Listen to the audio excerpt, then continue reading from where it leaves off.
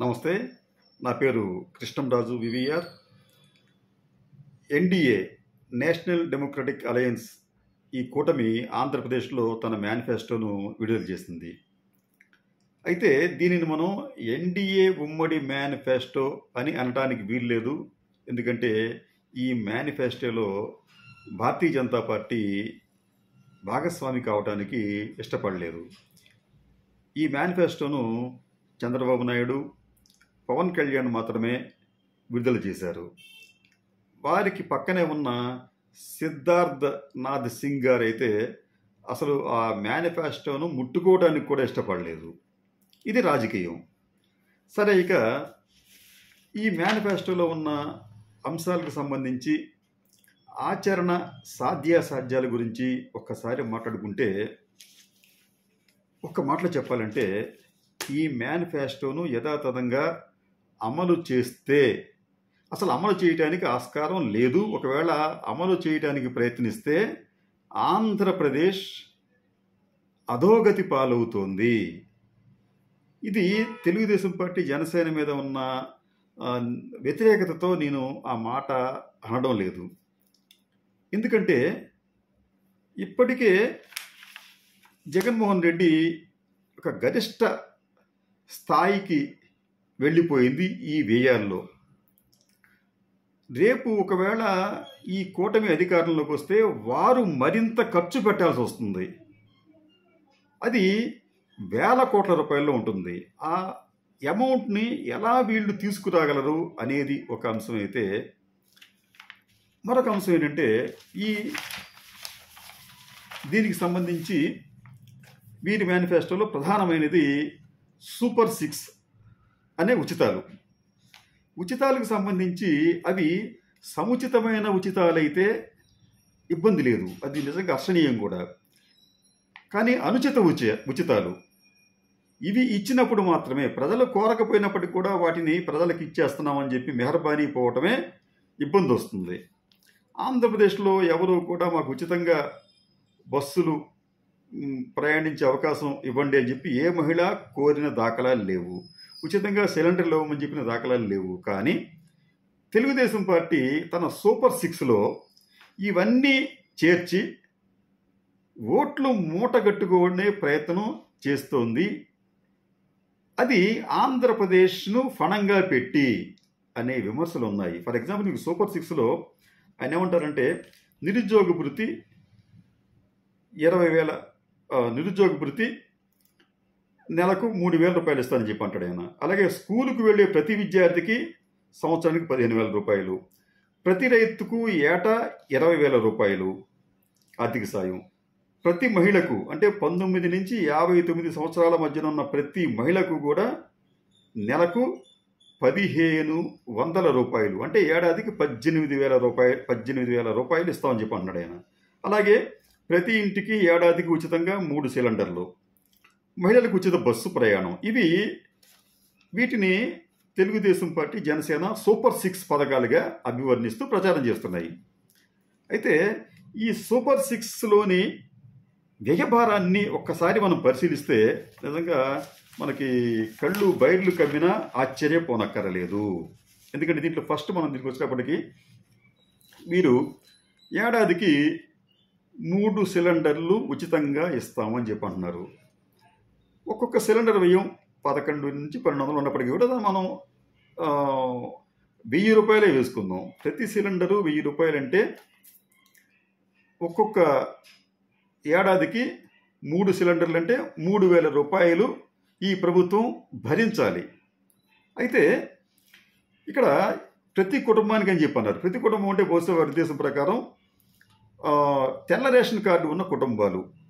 అయితే ఆంధ్రప్రదేశ్లో తెల్ల రేషన్ కార్డు ఉన్న కుటుంబాల సంఖ్య 1,40,00,000. ఈ 1,40,00,000 కుటుంబాలకు సంవత్సరానికి 3,000 చొప్పున ఇస్తే దానికి అవుతున్న వ్యయం అక్షరాల 4,200 కోట్ల రూపాయలు. అది ఒకటి. రెండవది, మహిళలకు 19 నుంచి 59 సంవత్సరాల మధ్య ఉన్న మహిళలకు వారు ఆ, నెలకి 1500 రూపాయలు, అంటే సంవత్సరానికి 18,000 రూపాయలు ఇవ్వాలి అని చెప్పి అంటున్నారు, ఇస్తామని చెప్పి అంటున్నారు. ఈ మధ్య వయస్సులో ఉన్న వాళ్ళు 19 నుంచి 59 సంవత్సరాల మధ్య వయసులో ఉన్న మహిళలు ఆంధ్రప్రదేశ్లో దాదాపు 1,00,00,000 మంది ఉంటారని అంచనా. వీరికి నిజంగా అంత అమౌంట్ ఇస్తే ఈ రాష్ట్ర ప్రభుత్వం రాష్ట్ర ఖజానా మీద పడబోయే భారం ఏడాదికి 18,000 కోట్ల రూపాయలు. 18,000 కోట్ల రూపాయలు. ఆ తర్వాత విద్యార్థులకు, ప్రతి స్కూలుకి వెళ్ళే ప్రతి విద్యార్థికి 15,000 రూపాయలు. ఆ కుటుంబంలో ఎంతమంది విద్యార్థులు ఉంటే అంతమందికి ఏడాదికి 15,000 రూపాయలు ఇస్తామని చెప్పి ఈ మేనిఫెస్టోలో చెబుతున్నారు. దీంట్లో మొత్తం మన ఆంధ్రప్రదేశ్కి వచ్చేటప్పటికి మొత్తం విద్యార్థుల సంఖ్య దాదాపు 70 లక్షలు ఉంటే, ప్రభుత్వ పాఠశాలల్లో చదివే విద్యార్థుల సంఖ్య అంటే ప్రాథమిక స్థాయి నుంచి 10th క్లాస్ వరకు చూస్తే వీరి సంఖ్య దాదాపు 41 లక్షల మంది ఉన్నారు. ఇక్కడ మనం ఏంటంటే ఇక్కడ మనకు కొంత క్లారిటీ లేదు. స్కూళ్ళకి వెళ్ళే ప్రతి విద్యార్థికి అంటే ఇంక్లూడింగ్ ప్రైవేటు స్కూళ్ళకి వెళ్ళే వారికి కూడా ఇది వర్తిస్తుంది అని మనం భావిస్తే ఒక లెక్క ఉంటుంది. అది కాకుండా కేవలం ప్రభుత్వ పాఠశాలలకు వెళ్ళే విద్యార్థులకే ఇస్తే అది ఎంత అవుతుందంటే దాదాపు 6,150 కోట్ల రూపాయలు భారం పడుతోంది ఈ రాష్ట్రం మీద. అదే మొత్తం ప్రైవేటు స్కూళ్లకు, గవర్నమెంట్ స్కూళ్లకు వెళ్ళే వాళ్ళని మొత్తం అందరినీ అంటే ఈ 71 లక్షల మందిని లెక్క వేస్తే ప్రభుత్వం మీద పడబోయే భారం దాదాపు 10,500 కోట్ల రూపాయలు. ఇవి ప్రధానంగా ఉన్న వ్యయాలతో పాటు నిరుద్యోగులకు ఏమన్నారంటే వీళ్ళు ప్రతి నెల 3,000 నిరుద్యోగ భృతి ఇస్తామని చెప్పి అంటున్నారు. ప్రతి నెల 3,000 అంటే సంవత్సరానికి 36,000 రూపాయలు. ఆంధ్రప్రదేశ్లో సుమారుగా 20 లక్షల మంది నిరుద్యోగులు ఉండవచ్చు అనేది ఒక అంచనా. ఎన్రోల్ అందరూ చేసుకుంటే అంతమందికి ఈ 3,000 రూపాయలు చొప్పున నెలకు ఇస్తే సంవత్సరానికి అయ్యే వ్యయం దాదాపు 7,200 కోట్ల రూపాయలు. ఇది కాకుండా రైతులకు కూడా ఏం చెప్పారంటే ప్రతి రైతుకు 20,000 ఆర్థిక సహాయం అని చెప్పి అన్నారు. ఈ దాదాపు ఇది సుమారు ఒక 10 లక్షల మందికి వర్తించే అవకాశం ఉండవచ్చు అని అనుకుంటే వారికి ఇస్తున్న మొత్తం వ్యయం దాదాపు ఏడాదికి 2,000 కోట్ల రూపాయలు. ఇది కాకుండా ఇప్పటికి 5 సూపర్ సిక్స్లు 5 అయినాయి. ఆరోది ఉచిత బస్సు ప్రయాణం. ఉచిత బస్సు ప్రయాణం అనేది కూడా మనం లెక్కలో తీసుకుంటే అది దాదాపు ఈ ప్రభుత్వం ఆర్టీసీకి సంవత్సరానికి దాదాపు 4,000 కోట్ల రూపాయలు చెల్లించవలసి వస్తుంది. ఇక్కడ ఈ సూపర్ సిక్స్ అమలుకే రాష్ట్ర ప్రభుత్వానికి ఏడాదికి 41,550 కోట్ల రూపాయలు అవుతుంది. ఇది మనం ఇందాక అనుకున్నట్టు స్టూడెంట్స్ కేవలం ప్రభుత్వ స్కూళ్ళలో చదివే వారికి ఇస్తేనే 40 మొత్తం కలుపుకున్న అన్ని పథకాలకి 41,550 కోట్ల రూపాయల ఖర్చు అవుతుంది.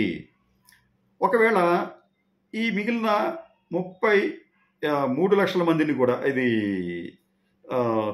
పిల్లల్ని కూడా మనం కలుపుకుంటే 30 లక్షల మంది పిల్లల్ని కూడా కలుపుకుంటే ప్రైవేటు స్కూళ్ళలో చదివేవాడు కూడా కలుపుకుంటే అది దాదాపు టోటల్గా 45,000 కోట్ల రూపాయల భారం అనేది ఈ సూపర్ సిక్స్ వల్లనే ఆంధ్రప్రదేశ్ ఖజానాకు పడుతుంది. ఇది ఒక అంశం అయితే, జగన్మోహన్ రెడ్డి గారు ఇందాక మనం అనుకున్నట్టు ఈ వ్యయాల్లో ఒక గరిష్ట స్థాయిని అందుకున్నాడు. ఆయన పెట్టిన పథకాల్లో ముఖ్యమైనది నేరుగా నగదు బదిలీ చేసే పథకం ఒకటి. దానిని ఈ ప్రభుత్వం కొనసాగిస్తోంది. ఇంకా అవసరం వస్తే ఇంకా పెంచుతామని కూడా అంటుందన్నమాట.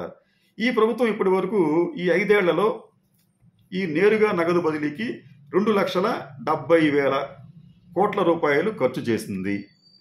అంటే ఏడాదికి దాదాపు 50,000 కోట్ల రూపాయలకు పైగా నగదు బదిలీకే వ్యయం చేయాలి. చంద్రబాబు నాయుడు గారి ఈ సూపర్ సిక్స్కి సంబంధించి 45,000 కోట్ల రూపాయలు ప్లస్ జగన్మోహన్ రెడ్డి నేరుగా బదిలీ చేస్తున్న దాన్ని కంటిన్యూ చేయాలి. దానికి మళ్ళీ ఒక 50,000 కోట్ల రూపాయలు, అంటే ఇక్కడికే దాదాపు 95,000 కోట్ల రూపాయలు అయినాయి మనకు కనిపించాయి. అయితే ఇవి కాకుండా అనేక పరోక్ష పద్ధతిలో ఈ ప్రభుత్వం సంక్షేమ పథకాలకు ఇస్తున్నది కూడా చాలా పెద్ద మొత్తాల్లో ఉన్నాయి. వాటిని కూడా కొనసాగించాలి. అలాగే ఇవన్నీ కొనసాగిస్తూనే మళ్ళీ చంద్రబాబు నాయుడు గారు కొత్తగా అనేక ఫ్రీబీస్ ఉచితాలు ప్రకటించారు. దాంట్లో ఒకటి, గతంలో నాయి బ్రాహ్మణులకు తోక కత్తిరిస్తాను, మీ సంగతి చూస్తాను అని హెచ్చరించిన చంద్రబాబు నాయుడు గారు బహుశా వారంతా తిరగబడతారనో ఏమో తెలియదు, కానీ వారికి 25,000 రూపాయల గౌరవ వేతనం ఇస్తాను అని చెప్పి చెప్తున్నాడు ఆయన. ఇది రాష్ట్రంలో నాయి బ్రాహ్మణులు కూడా పెద్ద సంఖ్యలోనే ఉంటారు. అది కూడా కొన్ని వందల కోట్ల రూపాయలు అవుతుంది అల్టిమేట్గా అది. ఇది కాకుండా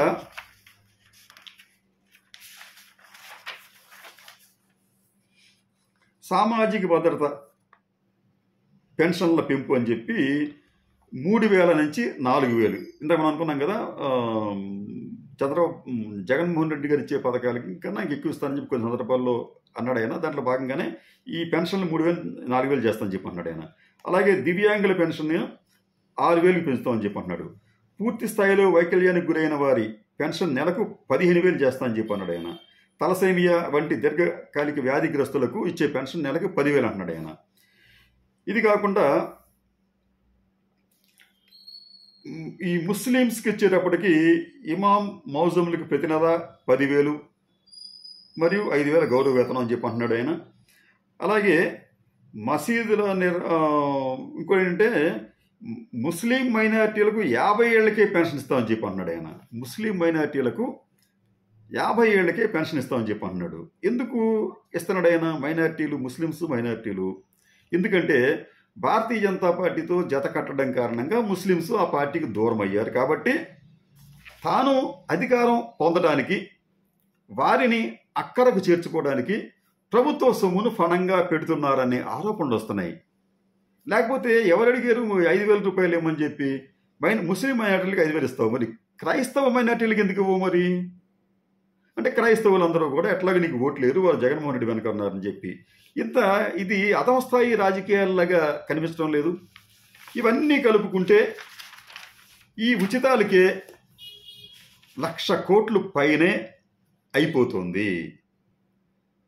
సరే, ఈ 1,00,000 కోట్ల రూపాయలు అయిపోతే దీన్ని ఎలా తెస్తాడు అంటే, ఒకసారి మన రాష్ట్ర ఆర్థిక పరిస్థితి చూస్తే కూడా ఒకసారి ఎంత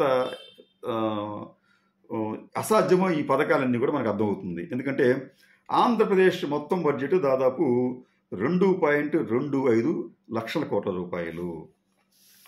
దీంట్లో మన ఈ మొత్తం రాబడులు, ఆంధ్రప్రదేశ్కి వివిధ మార్గాల ద్వారా వస్తున్న మొత్తం రాబడులు 85 నుంచి 90,000 కోట్ల రూపాయలు మాత్రమే ఉంది. వేరాజ్ ఈ సంక్షేమ పథకాలకి ఇప్పుడు కొత్తగా పెట్టిన సంక్షేమ అదే చంద్రబాబు నాయుడు గారు నిజంగా ఇంప్లిమెంట్ చేస్తే అదనంగా ఒక 50,000 భారం పడుతుంది. సూపర్ 6కే ఒక 50,000 భారం పడుతుంది అనుకుంటున్నాం. ఇది కాకుండా జగన్మోహన్ రెడ్డి గారు ఇంప్లిమెంట్ చేస్తున్న పథకాలను కొనసాగించాలి.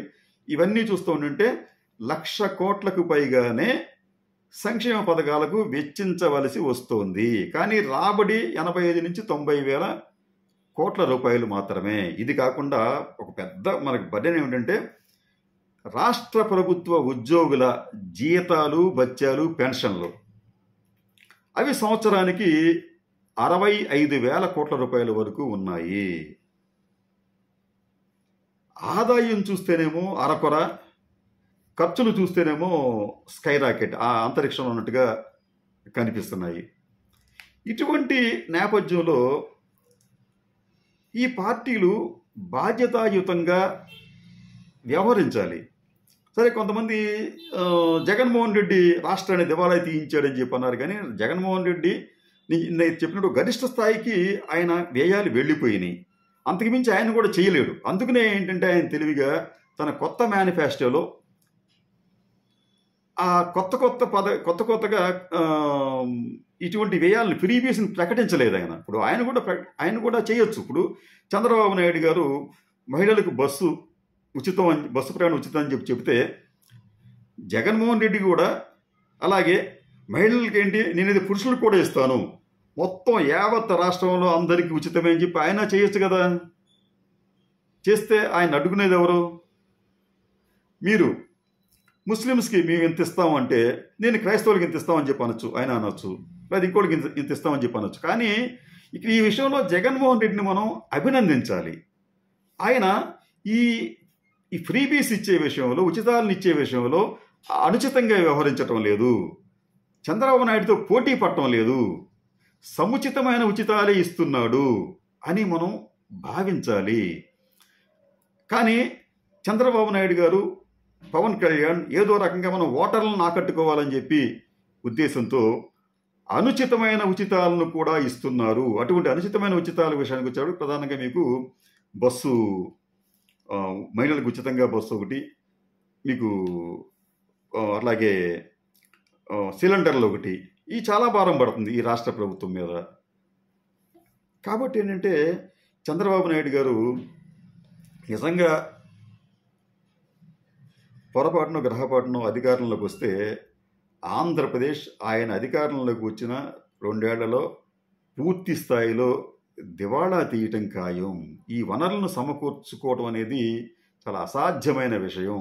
జగన్మోహన్ రెడ్డి ఏ నెల ఎంప్లాయీస్కి జీతాలు ఇస్తున్నాడు. కానీ రేపు ఈ పథకాలని చంద్రబాబు నాయుడు గారు అధికారంలోకి వచ్చి అమలు చేస్తే ఆయన 2 నెలలకోసారి ఉద్యోగులకు జీతాలు ఇచ్చినా ఇవ్వలేకపోయినా మనం ఆశ్చర్యపోనక్కర్లేదు. కాబట్టి ఈ రాజకీయ పార్టీలు సముచితమైన ఉచితాలు ఇవ్వాలి తప్ప అనుచితమైన ఉచితాలు ఇచ్చి ఆంధ్రప్రదేశ్ను శ్రీలంకలాగా మార్చే ప్రయత్నం చేస్తే వారిని ప్రజలు కూడా క్షమించరు. నమస్తే.